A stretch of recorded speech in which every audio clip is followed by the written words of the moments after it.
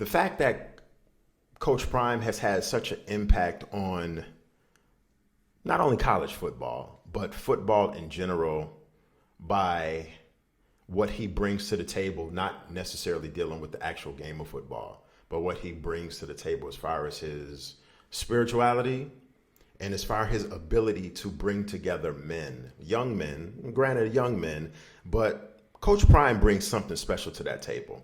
And I think that a lot of head coaches are taking, I'm not saying they taking note of what Coach Prime has done. I'm talking about other African-American black coaches. I'm not saying that they're following his footsteps, taking note of what he's done, but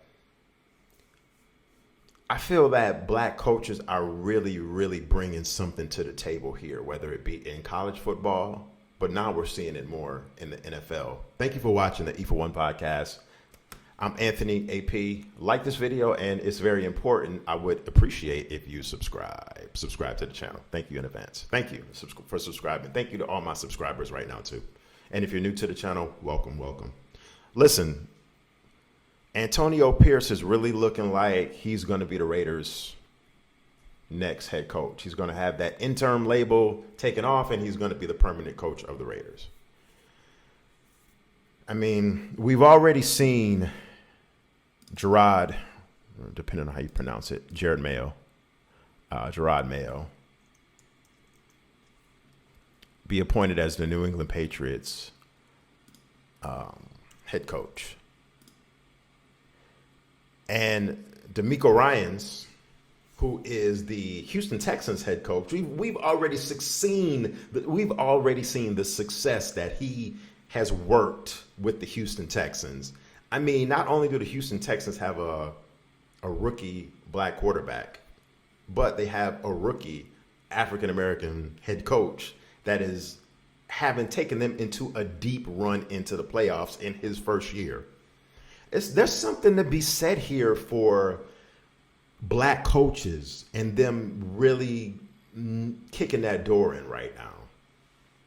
All we ask for is a chance. That's all we ask for. Not just in football. You could relate this to occupation in every single job-wise, job-related fields. All we ask for as black men, black women, is a chance. We're just as good as the next counterpart.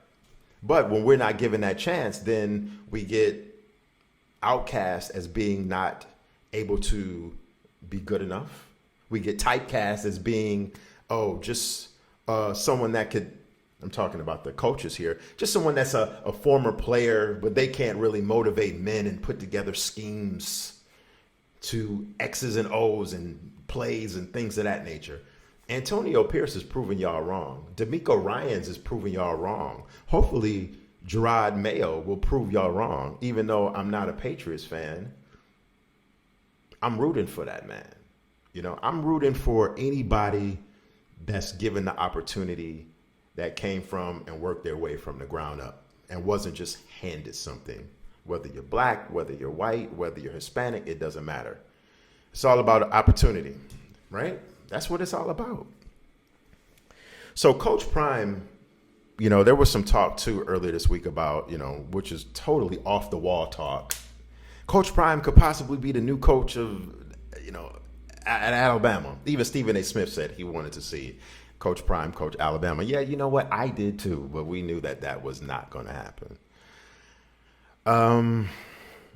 But I really want to know what you have to think about in the comment section. Is this just like the Coach Prime effect, or is this just the time for African American men to become head coaches in college football, the NFL?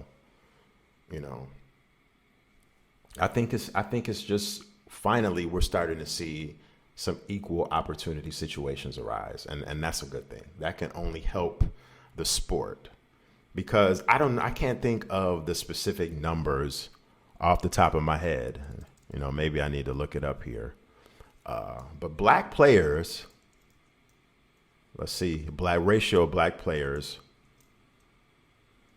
in the NFL, and where are we? In NFL percentage. Black players at NFL percentage. This is just roughly a figure I'm getting off of Google right here. And this information comes from Statista.com. 56% players in the NFL in 2002 by ethnicity. In 2022. In 2022, the great share of players by ethnic group in the NFL were Black or African American athletes, constituting just over 56% of players within the NFL. So 56% of the players in the NFL are Black. That's more than 50%. Who else better to relate to the players besides someone that they're looking at in the mirror? I'm not saying that that'll make Black players go extra hard for a coach that's Black because they're Black, but I would be remiss and I would not be telling the truth if I didn't say that because someone of African American descent and background was in a situation or in a seat of authority, that wouldn't want to make me as a Black person, as a Black man, go harder on my job because I see myself in that person. And I know what that man goes through because I go through similarly some of the same things. So that's going to make me personally go a little bit harder on my job just because that person in that head coaching seat, that executive seat, that manager's position, that executive director's position is Black and is of my descent because I don't want to see that person fail. Now, the person that's sitting in that chair might be an asshole, depending on how humans relate with each other. So that's a whole nother story. But just from the eye test, and just from initially, someone being appointed in a head coaching position, since we're talking about football, being Black, if I was a Black player, I would want to go hire for that person, just because of the nature of, I know the struggle. I know how hard it is to become an African American head coach. I know how hard it is to become a Black person in a seat of authority. Respect that. You got to respect that 1000%, man, for real. But let me know what you think in the comment section. And I'm going to go through all the comments. And I appreciate you. I appreciate you for watching the E41 podcast. Until next time, peace.